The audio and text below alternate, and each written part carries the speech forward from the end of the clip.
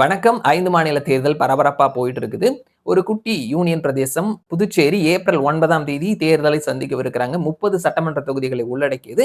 NR Congress, Congress அப்படின்னு சொல்லிட்டு 2 முனை போட்டியா இருக்குது. தற்பொழுது என்டிஏ அரசாங்கம் இருக்கிறாங்க. யாருக்கான வெற்றி வாய்ப்புகள் அப்படின்னு சொல்லிட்டு பீப்பிள்ஸ் பல்ஸ் தேர்தலுக்கு முந்தைய கருத்து கணிப்பு முடிவுகளை வெளியிட்டு இருக்காங்க. தெரிஞ்சுக்கலாம் வாங்க. வாக்கு சதவீதம்னு பார்த்தோம்னா என்டிஏ 34 இருந்து 36, இண்டி அலையன்ஸ் 30 இருந்து 32, டிவிகே, என்எம்கே 16 இருந்து 18, மற்றவர்கள் 5க்குள்ள இருக்கிறாங்க அப்படின்றத பார்க்க முடிகிறது. இது சீட்டா கன்வெர்ட் ஆகும் பொழுது என்டிஏ 14 இருந்து 17, இண்டி அலையன்ஸ் 9 இருந்து 11, டிவிகே கூட்டணி 2 இருந்து 4, மற்றவர்கள் 1 இருந்து 2 அப்படின்னு சொல்லி இருக்கிறாங்க. ஸோ பீப்பிள்ஸ் பல்ஸ் இவர்களினுடைய கணிப்புப்படி பார்க்கும் பொழுது என்டிஏ மேக்சிமம் பிடித்தார்கள்னா 17 அவர்களினுடைய ஆட்சி, மினிமம் பிடித்தார்கள்னா தொங்கு சட்டமன்றம்னு சொல்லியிருக்கிறாங்க.